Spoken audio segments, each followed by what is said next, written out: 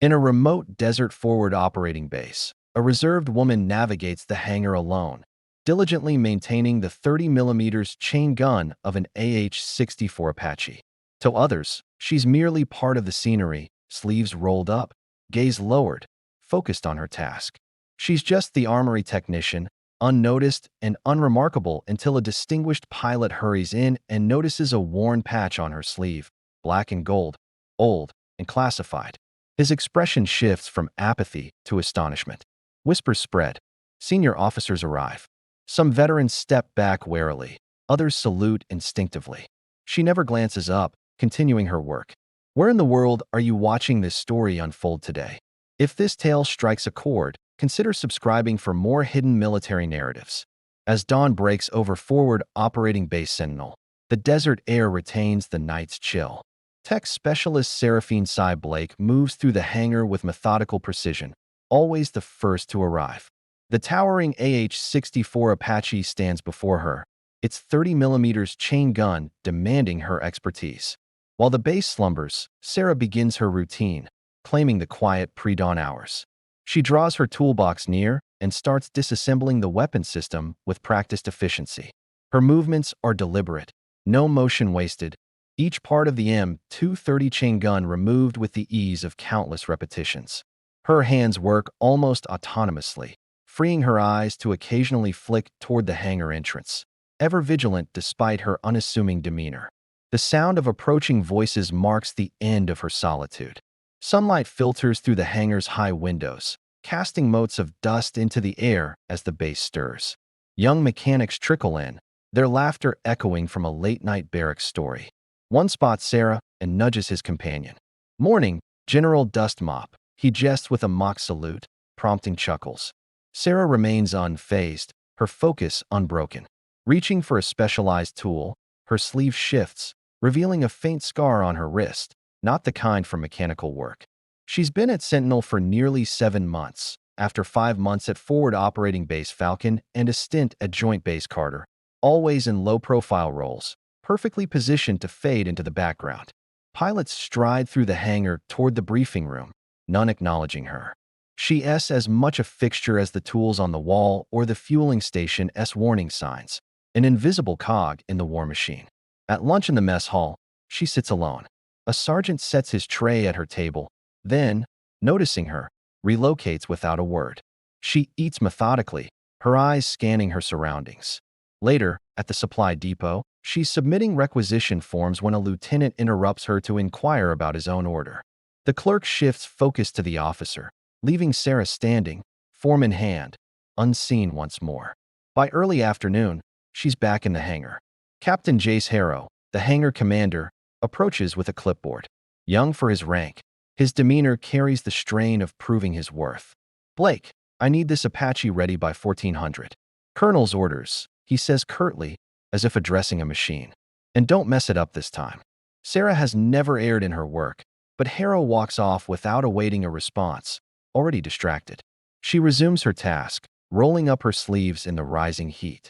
A faded black and gold patch, intricate but time-worn, peeks from under her uniform. She usually keeps it hidden, but the desert warmth makes that challenging. The hangar grows busy by mid-morning. Pilots prep for missions, mechanics tend to aircraft, and the noise of tools and voices builds a rhythm of military precision. Sarah remains focused on the Apache's gun, unnoticed amid the bustle. Major Gideon Strathmore, a decorated pilot, rushes in late for a briefing. His flight suit, adorned with patches of combat missions and special qualifications, exudes authority, unlike Harrow's forced presence. Hurrying past Sarah, he suddenly halts, nearly dropping his helmet. His gaze locks on the patch partially visible under her sleeve. His face shifts from haste to shock. "Is that," he murmurs, barely audible over the hangar's din, "is that patch real?" Sarah doesn't look up, continuing to reassemble the firing mechanism. After a prolonged pause, she offers a slight nod. Strathmore sets his helmet down, approaching cautiously, his urgency forgotten. "Shadow Claw Division," he whispers. "You were Claw?" She remains silent, her hands moving with precision. "That's impossible," Strathmore mutters. "All Claw operatives were Kia after Kandar." Sarah pauses, meeting his gaze with eyes that seem far older than her years. Her look silences him, carrying an authority no technician should wield. Strathmore straightens, almost saluting. "I'll be discreet," he says softly, retrieving his helmet and leaving with a final glance. The hangar's atmosphere shifts subtly throughout the day. Strathmore confers urgently with senior officers in hushed corners.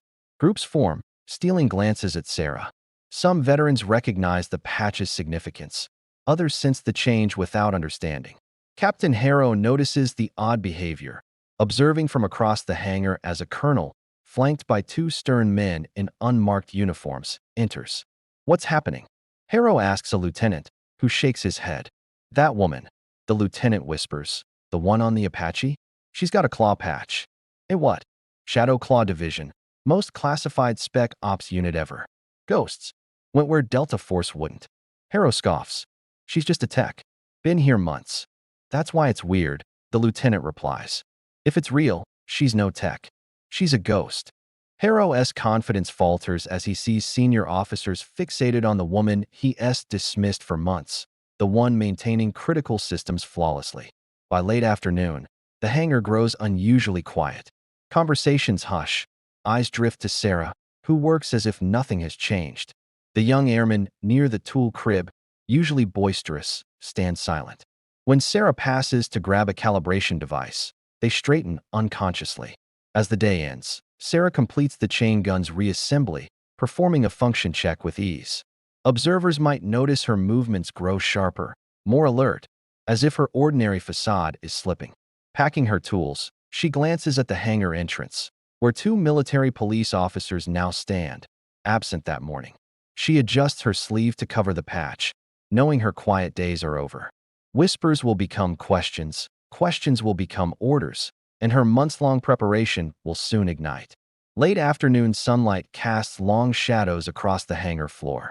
Colonel Marcus Vellum, the base commander, arrives with his aide for a supposed routine inspection. His weathered face betrays nothing as he spots Sarah at the Apache. Vellum's presence, rare in the hangar, prompts straighter postures and lowered voices. He studies her patch briefly before whispering to his aide, who nods and hurries off. Sarah continues working, but her shoulders tense slightly. She knows she's being watched, knows what's coming. Three military intelligence officers enter, conferring briefly with Vellum before positioning themselves near the exits. Their standard uniforms belie their distinct, predatory demeanor. The hangar's tension rises, personnel avoiding the Apache. Major Strathmore approaches Vellum, saluting briefly before speaking quietly. "Sir, is it her?" "We're confirming," Vellum replies. "Pentagon's pulling classified files. If it's genuine, this changes everything for Operation Dust Veil." Strathmore glances at Sarah. If she's who that patch says, she should be running this base, not fixing aircraft. Vellum's face remains impassive. If she is, Major, there's a reason she's not. Sarah completes the gun system's reassembly, her movements precise despite the watching eyes. She stands fully upright, abandoning her hunched posture for the first time at Sentinel. Vellum's aide returns, breathless, whispering to him. Vellum's expression shifts to shock. He approaches Sarah, stopping respectfully. The hangar falls silent, the distant tarmac noise fading. "Lieutenant Colonel Blake," Vellum says formally, his voice resonating. "Pentagon confirmed your identity 20 minutes ago." Gasps ripple through the younger personnel. The mechanics who mocked her look stunned. Harrow, watching from the tool station, pales. "Shadow Claw Division," Vellum continues. "Operation Nightshade Directive. 7 deep phantom missions across 3 continents. 3 classified Congressional Medals of Honor. Sole survivor of Kandar." The hangar's atmosphere grows heavy. Veterans exchange knowing looks. One master sergeant instinctively salutes before stopping himself. "You were reported Kiev 5 years ago, ma'am," Vellum says. "Why are you here?" Sarah speaks, her voice steady but rough. "Dead women don't get questioned. I needed quiet to find who betrayed my team." Her eyes scan the crowd, noting every reaction. "Your team was ambushed during extraction," Vellum says. "Intelligence suggested a leak within Claw." "Not Claw," Sarah corrects. "This base." Murmurs spread. "Sentinel wasn't operational 5 years ago," Vellum says, puzzled. "No, but 60% of your staff came from Joint Base Lennox, which was." Sarah steps to the Apache's navigation system. "May I, Colonel?" Vellum nods. Sarah enters commands no technician should know, displaying a map of troop movements and communications. For 7 months, I've tracked encrypted transmissions through Sentinel's systems. Someone hears leaking flight patterns and ops details to Umber Fist, a private military corporation. Strathmore steps forward. Umber Fist's a defense contractor. They secure our diplomatic missions. They're also selling weapons tech to hostile states, Sarah replies. My team found their operation in Kandar. When we had enough to expose them, they eliminated us, or thought they did. The hangar buzzes with controlled chaos. Officers crowd Sarah as she explains the screen's data, highlighting compromised mission patterns. Harrow watches, his arrogance replaced by shame. The mocking mechanics stand rigid when Sarah glances their way. How did you survive Kandar? An intelligence officer asks. Sarah's expression darkens. I was separated during the initial attack. By the time I reached the extraction point, my team was gone. I found their bodies 3 days later. She pauses, the memory heavy. I spent 2 years gathering intel on Umber while dead. When I traced them to Sentinel, I transferred here as a tech. Low profile, access to systems, time to monitor. And the Apache? Vellum asks. Why this one? It's fitted with the Nighthawk targeting system, developed with Umber, Sarah says. I've modified it to intercept their communications.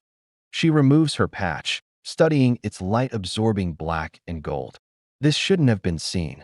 Handing it to Strathmore, she adds, the mission's not over. They're coming. Prepare. Who's coming? Vellum asks, already suspecting. The ones who killed my team. They've hunted me for 5 years. A distant explosion punctuates her words, alarms blaring. North perimeter, Vellum says, moving to the communication station. All personnel, battle stations. This is not a drill. The base shifts to high alert. Sarah stands calmly by the Apache, watching the chaos with seasoned eyes. Strathmore returns. They hit at shift change, maximum confusion. Umber tactics. Sarah nods. They'll target this hangar, this Apache. It holds proof of their network. How many? Strathmore asks. At least 20 operators. Ex-special forces, well-equipped. He glances at the patch. No offense, ma'am, but one claw operative and support personnel can't stop 20 mercenaries. Sarah smiles faintly, pulling a sidearm and knife from a false-bottomed toolkit. That's why we won't be here when they arrive. As night falls, Sarah directs preparations, no longer invisible. The technician's guise is gone. She commands the base's attention. Dawn paints the sky amber and gold. Sarah stands on the flight line, now in combat gear, the claw patch visible. The night was a blur of fortifying defenses and evacuating non-essentials after Umber's initial attack. Intelligence predicts their return at first light. Harrow approaches, his confidence replaced by deference. I didn't know, he starts. You weren't supposed to, Sarah cuts in. That was the point. He admits. I treated you like you were invisible. That's what I needed, she says, facing him. The sunrise highlights her strength, no longer masked. Not anymore. Harrow straightens. What can I do? Your crews respect you, Sarah says. I need them at their best. Every aircraft airborne is an advantage. He nods, purpose renewed. You'll have them, ma'am. He pauses. I'm sorry. Save it for later, Captain. We have work. Strathmore, in flight gear with a claw patch in solidarity, reports the Apache's readiness. I flew 3 missions looking for claw survivors after Kandar, he says. Found no one. You weren't supposed to, Sarah replies. But thank you. Vellum arrives, reporting enemy assault teams closing in, ETA 15 minutes. Sarah insists on taking the Apache to deliver its data to HICOM, overriding orders to hold position. This isn't about Sentinel, she says. It's about exposing a network compromising our intelligence. Vellum relents. In the command center, Sarah reveals Umber's infiltration, using the Apache's modified Nighthawk system to decrypt their communications. An explosion rocks the base. They're here, Sarah says calmly. She and Strathmore reach the hangar, guarded by Marines. The Apache is ready. Hold them as long as you can, Sarah tells the squad leader. She boards with Strathmore as pilot. You remember combat missions, Colonel? He asks. Some things you don't forget, she replies. The Apache lifts off amid intensifying battle. Enemy forces, 50 strong, push toward the hangar. A missile lock forces Strathmore to deploy flares, evading the threat. 2 Umber helicopters approach. Sarah locks onto one, destroying it. The other retreats. Setting course for HICOM, Sarah activates the Nighthawk system, displaying encrypted data. We need to deliver this personally, she says. Looking back at the embattled base, she checks her systems. 5 years hiding ends today. The Apache speeds toward the sun, the claw patch glinting. Some heroes choose shadows, bearing silent sacrifices. When the moment demands, they step into the light, revealing their burdens. For Lieutenant Colonel Seraphine Blake, silence is over. The Ghost returns to finish her mission, seek justice for her team, and expose betrayal. As the Apache vanishes, those who ignored her now stand in awe of her courage and sacrifice.